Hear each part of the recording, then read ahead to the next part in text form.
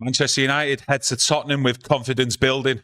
And with manager Rúben Amorim saying that we can win any game, this is going to be a statement win if we can get the 3 points to show real signs of progress. As usual, please get involved in that live chat. If you're joining us later on, get involved in the comment section and smash that like button for the 3 points and to help support the channel. Some good news coming out today. Yeah. Rúben Amorim got manager of the month for October. Bryan Mbeumo got player of the month for October. What do you make of that? What do I make of that? I think it's remarkable. Absolutely remarkable. Most fans, they look at 5 weeks ago, this club was in crisis. This manager was in crisis. No one expected Rúben Amorim. Really, I mean, to be perfectly honest, no one really expected him to survive. The pressure was on. But hey, you just turn around, you just never know what's going to happen. Rúben Amorim deserves this. Listen, Sir Jim Ratcliffe gave him the vote of confidence. Most people thought that was the kiss of death. Yeah. He's turned it round. Unbelievable. That's how I see it. Unbelievable. And most fans now have to turn around and say, he's turned this squad round. He's turned the attitude, the players round, the performances round, and he deserves this. It's one. Can we get another one? Who knows? I do want to give you some updates as well from Amorim's press conference so we can all get involved with our opinions today. And like I said at the start, Rúben Amorim says again, we can win any game. And he says we are a lot more confident. We believe more that we can win any game. And we've proved that already. We are more prepared for anything that happens in a game. But we also know we still have a lot to do. Well, confidence, it's there. It's clear to see. Obviously, it's clear to see. And Mbeumo, player of the month, deserved it. The confidence is with the manager. The confidence is with the fans. And that's something what's not been there for a long while.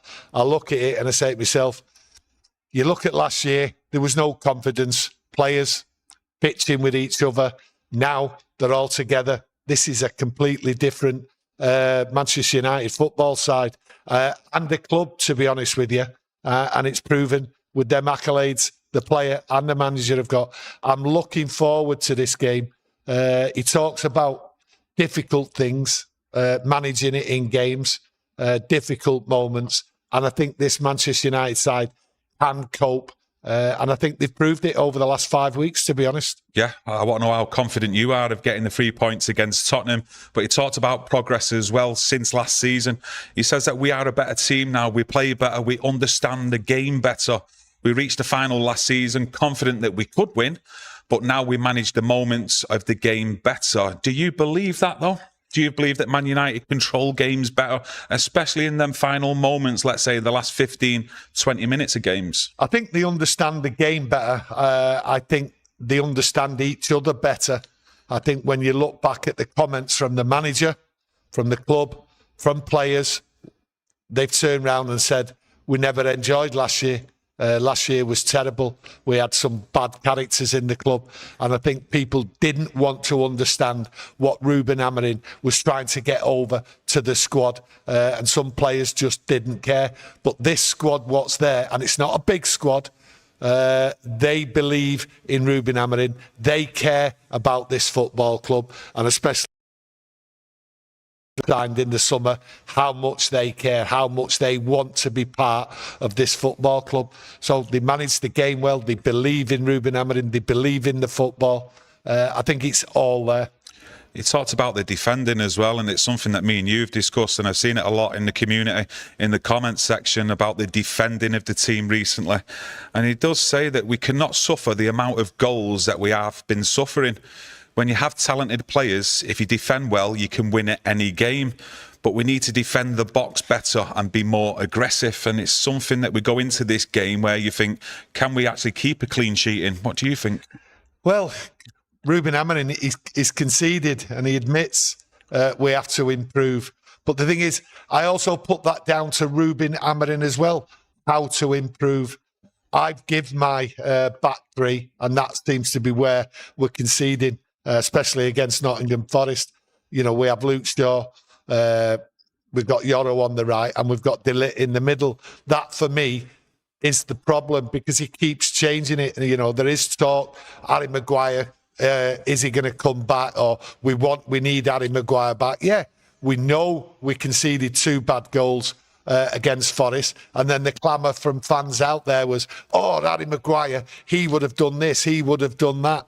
I think the problem is we need a settled side at the back. I think the confidence the goalkeeper gives to the 3 in front of him and everybody else does help. So I think he needs to keep a settled side, and that's where the problem is. And throughout the game as well, he changes it. So I think Rúben Amorim, when we concede goals, has to look at himself and say, I need to give these players a run of games, no matter what happens, to give them confidence, and it will help going forward. Me personally, I don't think I've ever got an actual starting 11 correct in predicting it for the actual United team, but I would bring Harry Maguire back in for this game to replace Yoro, just to help us defend better with the crosses coming in. I think Maguire is better at the moment than what Yoro is. It's just something that he's got to improve on.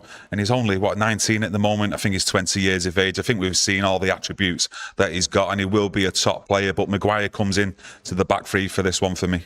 Yeah, I think there's a few fans out there what have commented about bringing Maguire back and that. And I get it. I understand it was poor. It wasn't good on the eye. And the Forest game, it did show old habits. They don't suddenly disappear. So it's a big test. And I think it's a big test for Rúben Amorim. Has he got the nerve to keep them 3 there? Because I believe they're the players for the future. I don't believe Harry Maguire is a player for the future. I don't think he will be here. So I think these players deserve the game against Tottenham before the international break. And if it doesn't work straight away, he can make the changes. But for me, I think they need that one final show of approval by Rúben Amorim by putting him in there and trusting him. And that's what it's all about, trusting him. You've got to look at the actual record against Spurs in recent games. I think we've lost 5, drawn 2, and you'd very much say that's Spursy form for Man United against Spurs. But you look at the game against Brighton, I think we won 1 in 7 before we beat them the other week. So I'm still full of confidence that we can go and get the 3 points on Saturday. Yeah, I'm full of confidence, and a lot of people are full of confidence. That's what I've seen for the last week. People are full of confidence that they can beat Spurs. And you've got to think to yourself, we've won away, we've drew away, and we're going to Spurs now. And there is an opportunity to get 3 points here. So if we do get the 3 points, you look at that situation and say, that's fantastic. 6 points, 2 wins, and you get a draw. That's fantastic form. So for me, there is an opportunity, and beating them will put Manchester United in a very, very good place for that international break coming up. Yeah, currently on the same points, tied, aren't we, on 17 points, and there's a couple of other games going on around that position of where we currently are. So a win against Tottenham, it will see us climb that table and possibly into the top 4 again. Yeah, listen, I'm not possibly in the top 4, possibly depending on other results. But the thing is, we are in a nice position as it is now. So getting a draw won't be a bad result. And away from home, but I don't expect a draw. I expect United to win comfortably, and the point situation, we'll look at that in depth. Well, I will look at that in depth when we come back with the games we've got to face right up to Christmas, because I think that's the most important thing. But against Spurs, the most important thing is to get a result, and I do believe we'll get a win, and it should push us up the table. But top 4, I don't really want to talk about a top 4 because I don't see it on the cards at the moment, regardless of what we see with these results, picking up good points in away games. Get the 3 points, though. It only builds on momentum and fan confidence, though. Well, unfortunately, we've then got to hit another international break. But, you know, from then, when we return, I think, is it with Everton, we play next after Spurs. I mean, confidence amongst fans will only start to build and build. And then you've surely then got to look around that Christmas mark and think, well, if United are in the top 6 come the end of the calendar year, I mean, you've got to start thinking about the Champions League places, surely. You can't think about Champions League places. I've said it before, and you've got to understand this team's going to change at Christmas. It's going to change. Mbeumo, he's not there. Ahmad's not there. Mazarawi won't be there. This team changes. It's only a small squad. You got the likes of Mason Mount, you got Xerxes, you've got Kobe Mainu, who can surely come in and fill them places. Who aren't playing on a regular basis, and it will take time for them to get up. I understand fans out there, they believe this, they do, and they want the top four, and they're looking, and it's optimistic. I agree. But the thing is, it will change. Yeah. You can't release 3 players who are playing on a regular basis, okay, and then expect players to come in and just hit it off like that. It doesn't work. So there will be difficult moments, but if we're in a good place, the players should be able to come on and fight. Will it work? Only time will tell. Sesko's got to start tomorrow for me. Oh, without a doubt, Sesko has to start, and there is no reason whatsoever. Jason Wilcox the other day says he'll be a fabulous player in that. Rúben Amorim believes in him. So we'll be playing tomorrow, and I do believe he'll score tomorrow, because I believe the way Tottenham play and the way Manchester United are playing at the moment, it will be ideal for him, and there will be plenty, and I mean plenty of opportunities tomorrow for Manchester United to score, and I expect Sesko to get on the score sheet. And he's going there with a strong squad as well. There's only really Martinez who won't be available really, so going there with a strong squad, there's a lot there that he can choose from if the game isn't going our way, to try and change the game off the subs bench. Well, I look at the subs bench and I think to myself, is it right? Is the players on there what can turn a game round? And at the moment, I've not seen that. Yes, Mason Mount's on there, and he's very unlucky not to get a starting place. But you just don't know. You don't know with Rúben Amorim. He might put Mason Mount in there tomorrow. He might change the way they set up. But the reality is this: Sesko's here, and he has been unlucky, and he's had poor service. He'll get it tomorrow, because it will be an open game tomorrow. There will be plenty of space for Manchester United and Sesko, especially, to run into these spaces and create opportunities. I'm telling you, I've just got a great feeling, and I've got this feeling of a big score coming up, and I don't normally feel that. And I woke up this morning, and I've just dreamt, not just dreamt, it's been on my mind all week. Yeah. 3-0, 4-0, should I say that? Will I make myself look silly in that? And I actually believe that. So I'm going to go me, because I'm full of confidence. And why shouldn't we be full of confidence? I do believe Tottenham are there to be got at, and I think they will crumble if United get at them early. So I'm really going for a 3-4-0 win. Yeah, a lot of it's madness for me, which is madness. But then you look at United over the last 5 weeks, you look at what's going on, the manager, players getting player of the month and all that. This is a different club. This is a different team. And they suffered badly at Forest. Like I said, old habits die hard and die hard.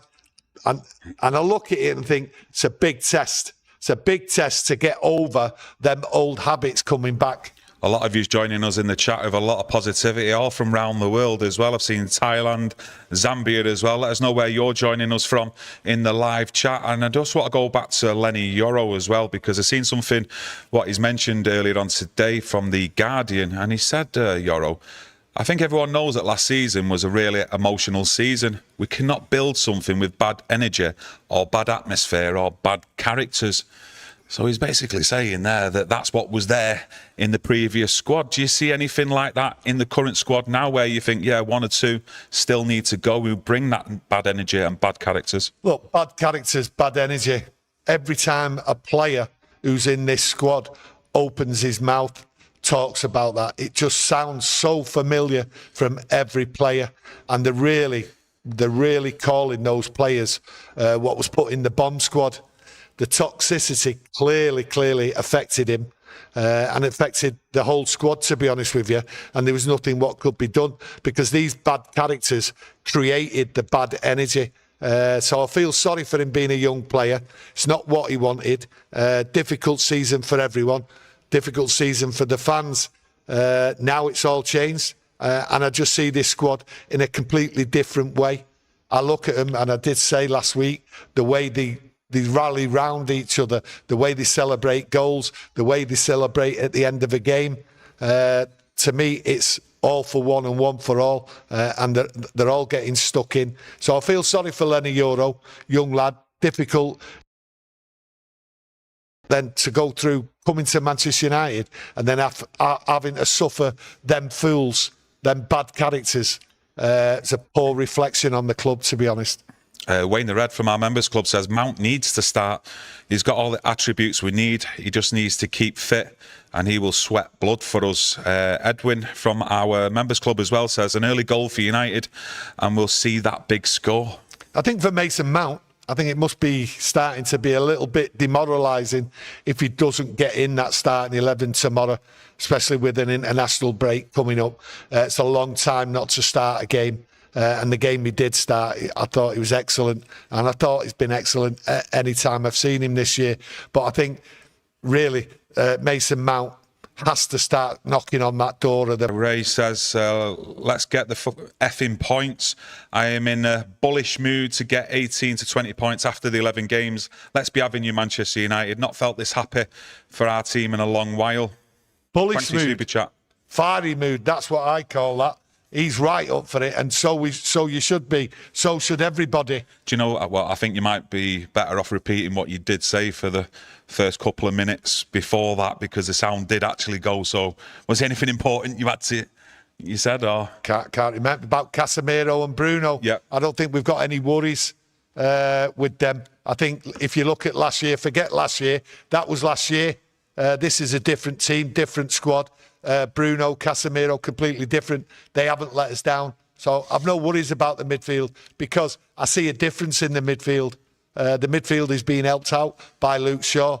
I've seen De Ligt move up and jump into the midfield. That's the difference. They're not too wide open anymore. So the squad, the midfield, them at the back, they're all working together. This is completely different.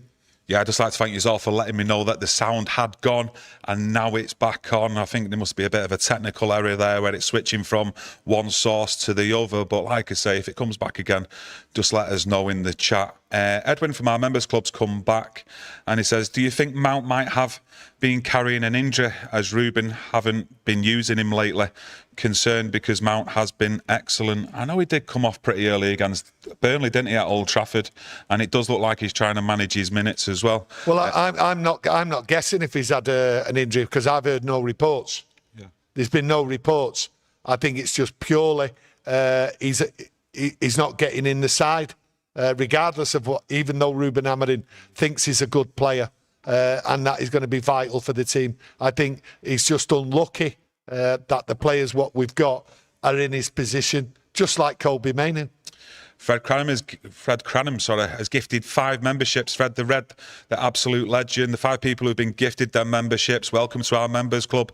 And like I say, give Fred a big thank you. A lot of you still getting involved in the chat. Yarley says Cass has improved so much this season from the last 2 seasons. Seen a lot of praise, to be fair, for Casemiro over the last couple of games we've played. Oh no, undoubtedly he's improved his game because the people around him have improved. The tactics, the way they're closer together and everything helps Casemiro. Casemiro, you don't see him lunging at people now because there's other players around him to help out if a player goes past him. So for me, Casemiro, without a doubt, has improved.